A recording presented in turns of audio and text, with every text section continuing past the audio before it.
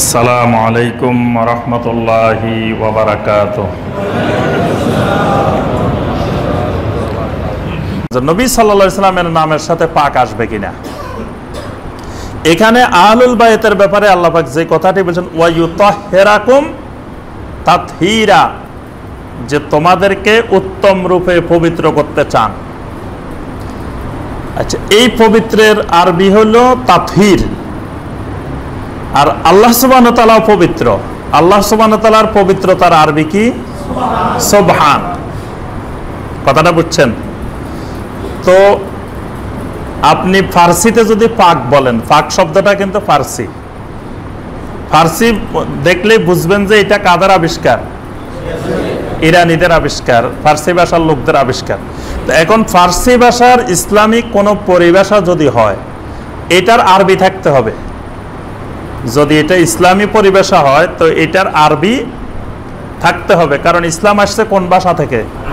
আরবি থেকে। ফার্সি থেকে ইসলাম আসে না, ইসলাম আসছে আরবি থেকে। তো ফার্সি হয়ে আমাদের কাছে আসার কারণে আমরা ফার্সিটা পাইছি, কিন্তু এটার আরবি খুঁজতে হবে যে এটার আরবি কি। আচ্ছা, এখন ফাক শব্দের আরবি কি?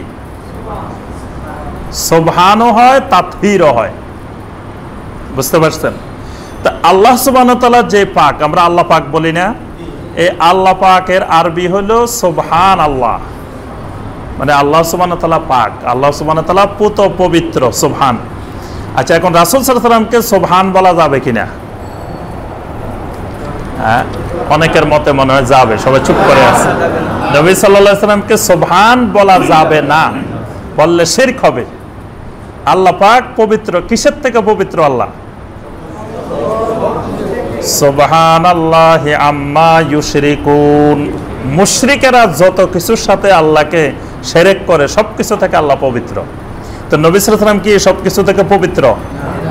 আল্লাহ পাক স্ত্রী গ্রহণ করা থেকে পবিত্র। রাসূলের স্ত্রী আছে না নাই? আল্লাহ পাক সন্তান সন্ততি গ্রহণ করা থেকে পবিত্র। রাসূলের সন্তান সন্ততি আছে কি নাই? আল্লাহ সুবহানাহু ওয়া তাআলা ঘুম এবং তন্দ্রা গ্রহণ করা থেকে পবিত্র। রাসূল কি ঘুম যাইতেন কিনা? হ্যাঁ, ঘুমাইতেন। তাহলে নবী সাল্লাল্লাহু আলাইহি ওয়াসাল্লাম এই সকল সিফাত থেকে পবিত্র নন। এজন্য নবী সাল্লাল্লাহু আলাইহি ওয়াসাল্লামকে সুবহান বললে এটা শিরক হবে। এজন্য আল্লাহ হলেন সুবহানাল্লাহ। সুবহান আর রাসূল আরবিতে কোথাও কোরআন হাদিসে কোথাও পাইছেন? সুবহান আর রাসূল নাই, কারণ এটা শিরকি বাক্য, ইসলামে জাতীয় কিছু নাই। এখন গেল নবী সাল্লাল্লাহু আলাইহি ওয়াসাল্লামকে সুবহান বলা যাবে না, নবী সাল্লাল্লাহু আলাইহি ওয়াসাল্লামকে তাতহীর বলা যাবে কিনা? তাতহীর অবশ্যই বলা যাবে, কিন্তু তাতহীর শব্দের ব্যবহার আরবিতে নাই। মানে আপনি নবী সাল্লাল্লাহু আলাইহি ওয়াসাল্লামের তো লক্ষ লক্ষ হাদিস আছে, আছে না? হাদিসগুলো বর্ণনা করছেন কারা? সাহাবীরা। তো সাহাবীরা নবী সাল্লাল্লাহু আলাইহি ওয়াসাল্লামকে বেশি মহব্বত করতেন না আপনি আমি বেশি মহব্বত করি? মানে আপনি আমি তো তাদের মহব্বতের ধুলা পরিমাণও নাই। সাহাবায়ে কেরাম নবী সাল্লাল্লাহু আলাইহি ওয়াসাল্লামকে যে মহব্বত করতেন সেটা তো তুলনাবিহীন।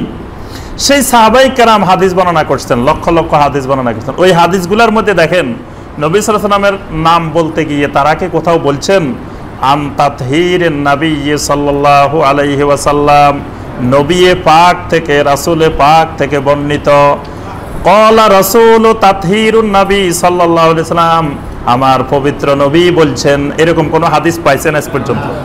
সহিহ তো পান নাই, দঈফ তো পান নাই, জালও কোথাও পাইছেন? দেখেন, তাহলে নবী সাল্লাল্লাহু আলাইহি ওয়াসাল্লামকে সাহাবায়ে কেরাম কখনো এইটা বলে সম্বোধন করতেন না, আমার নবী পাক, আমার রাসূল পাক, এই কথা বলে কোনোদিন সাহাবায়ে কেরাম সম্বোধন করেন নাই। যত হাদিস আসতে দেখবেন ক্বালা রাসূলুল্লাহ সাল্লাল্লাহু আলাইহি ওয়াসাল্লাম, রাসূলুল্লাহ সাল্লাল্লাহু আলাইহি ওয়াসাল্লাম বলেছেন, সামিতুন নাবিয়্যা সাল্লাল্লাহু আলাইহি ওয়াসাল্লাম।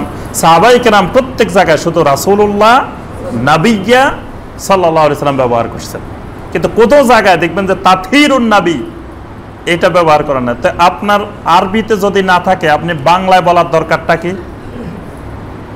হাদিসের মধ্যে আপনি বলতেছেন ক্বালা রাসূলুল্লাহ সাল্লাল্লাহু আলাইহি ওয়াসাল্লাম, রাসূলুল্লাহ সাল্লাল্লাহু আলাইহি ওয়াসাল্লাম বলেছেন। তো আরবি আছে ক্বালা রাসূলুল্লাহ সাল্লাল্লাহু আলাইহি ওয়াসাল্লাম, বাংলা লেখা আছে হুজুরে পাক সাল্লাল্লাহু আলাইহি ওয়াসাল্লাম ফরমাইয়াছেন। আপনার আরবির মধ্যে কি আছে? ক্বালা হুজুরে পাক সাল্লাল্লাহু আলাইহি ওয়াসাল্লাম, এটা আরবিতে আছে। তা আরবিতে নাই, আপনি বাংলায় আরেকটা বানাচ্ছেন কেন? এটাও তো ইলমের খেয়ানত, এটাও তো আপনি বিকৃতি করতেছেন। আরবি আছে রাসূলুল্লাহ সাল্লাল্লাহু আলাইহি সাল্লাম, বাংলায় বলতেছেন হুজুরে পাক সাল্লাল্লাহু আলাইহি সাল্লাম। আরবিতে আছে সামিতুন নাবিয়্যা সাল্লাল্লাহু আলাইহি সাল্লাম, আমি নবী সাল্লাল্লাহু আলাইহি সাল্লামকে বলতে শুনছি। বাংলায় করতেছেন আমি নবিয়ে পাক সাল্লাল্লাহু আলাইহি সাল্লামকে বলতে শুনছি। নবিয়ে পাক কি আরবিতে আছে? তো যেটা সাহাবায়ে কেরাম ব্যবহার করেন নাই, তাবেঈনে কেরাম ব্যবহার করেন নাই, তাবেঈনে কেরাম ব্যবহার করেন নাই, তা আপনি ব্যবহার করেন কেন? আমি অনেক আলেমকে জিজ্ঞাসা করছি যে কি ব্যাপার, আপনি দেখি হুজুরে পাক বললেন, হুজুরে পাক বললেন, আরবি কই পাইছেন এটা? দলিল হলো এটা, এই সূরা আল আহজাবের 33 নম্বর আয়াত বলে যে আল্লাহ পাক বলছেন ওয়া ইউতাহহিরাকুম তাতহীরা। তা আমি বললাম যে ওয়া ইউতাহহিরাকুম কাদেরকে বলছে? নবীর স্ত্রীদেরকে বলছে, আহলে বায়তদেরকে বলছে, রাসূলকে তো বলেন নাই। রাসূল তো এদের থেকে আরো অনেক অনেক ঊর্ধ্বে। কোথায় এরা, কোথায় রাসূল? আপনি এই মানুষগুলোর মধ্যে রাসূলকে ঢুকাচ্ছেন কেন? আপনার আহলে বায়ত উপরে না রাসূল উপরে? কোথায় রাসূল, কোথায় আহলে বায়ত? কার কারণে এরা আহলে বায়ত? রাসূলের কারণে আহলে বায়ত। রাসূল না হলে এদের কোনো দাম ছিল? এরা রাসূলের কারণে আহলে বায়ত হয়েছে, রাসূলের কারণে মর্যাদা বাড়ছে। কোথায় রাসূল, কোথায় এরা? তা আল্লাহ পাক বলছে ওয়া ইউতাহহিরাকুম তাতহীরা, তোমাদেরকে পবিত্র করতে চায়। কাদেরকে? আহলে বায়তদেরকে বলছে। রাসূলকে তো আগেই আল্লাহ বলছেন তোমার সামনের, পিছনের, ভবিষ্যতের সব গুনাহ আমি আল্লাহ মাফ করে দিছি। সুবহানাল্লাহ। দেখেন মাসুম বানাই দিয়েছেন। তা আপনি রাসূলকে খাটো করতেছেন কেন, নিচে নামাইতেছেন কেন? নবী সাল্লাল্লাহু আলাইহি ওয়াসাল্লাম তো মাসুম। নবী সাল্লাল্লাহু আলাইহি ওয়াসাল্লামের তার পাক লাগানো দরকার নাই। নবী সাল্লাল্লাহু আলাইহি ওয়াসাল্লামকে তো আল্লাহ সুবহানাহু ওয়া তাআলা এমনিই মাসুম বানাই দিয়েছেন। আল্লাহ ঘোষণায় দিয়েছেন আপনার অতীতের, ভবিষ্যতের সব গুনাহ আমি আল্লাহ মাফ করে দিয়েছি। সুবহানাল্লাহ। তাহলে বুঝতে হবে যে সাহাবায়ে কেরাম যেই পরিভাষা ব্যবহার করেছেন, সেই পরিভাষা ব্যবহার করাটার নামই হলো আহলুস সুন্নাহ ওয়াল জামাআহ। অর্থাৎ কোরআন বুঝতে হবে, হাদিস বুঝতে হবে সাহাবায়ে কেরামের বুঝের আদলে। সাহাবায়ে কেরাম থেকে বেশি বোঝা যাবে না। নবী সাল্লাল্লাহু আলাইহি ওয়াসাল্লামের মহব্বত সাহাবায়ে কেরাম থেকে বেশি করা যাবে না। কারণ বেশি করলে বুঝতে হবে যে অতিমাত্রায় আপনি যেটা করতেছেন এটা শিরক করতেছেন, এটা মহব্বত না। সাহাবায়ে কেরাম যেই মাত্রায় যতটুকু করছেন ওইটাই ছিল নবী সাল্লাল্লাহু আলাইহি ওয়াসাল্লামের মহব্বত। আল্লাহ পাক আমাদের সবাইকে নবী সাল্লাল্লাহু আলাইহি ওয়াসাল্লামের প্রতি যথাযথ মহব্বত করার তৌফিক দান করুন।